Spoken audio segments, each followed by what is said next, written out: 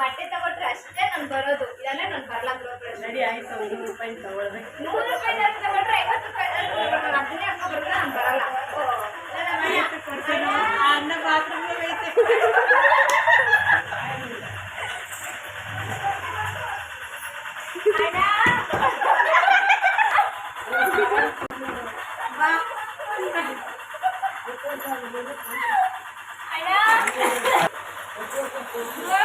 ಬಟ್ಟೆ ತಗೊಂಡ್ರೆ ಅಷ್ಟೇ ನಾನು ಬರೋದು. ನಿಮ್ಮ ಅಣ್ಣ ಬಟ್ಟೆ ಕೊಡ್ಬೇಕಾಯ್ತದೆ ಅಂತ ಹೊರಗಡೆ ರೆಸ್ಪೆಕ್ಟ್ ಇಲ್ಲ, ಅನ್ರೆಸ್ಪೆಕ್ಟ್.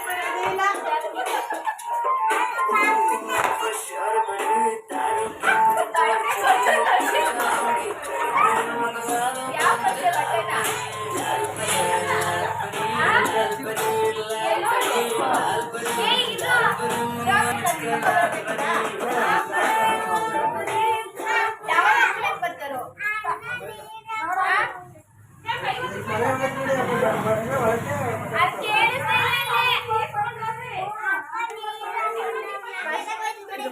ಫಸ್ಟ್ ಬಟ್ಟೆ ಕೊಡ್ತೀಯಾಳು ಬತ್ತಿ ಇರೋ ಗೃಹಪ್ರವೇಶಕ್ಕೆ ಅಣ್ಣ ಅದಕ್ಕೆ ಬಟ್ಟೆ ಕೊಡ್ತೀವಿ ಅಂತ ಗೊತ್ತಿಲ್ಲ ಅಂದ್ರೆ ಬರಲ್ಲ. 2 ಬಟ್ಟೆ ಕೊಡ್ತೀರೋ ಕೊಡ್ಸಲ್ವ?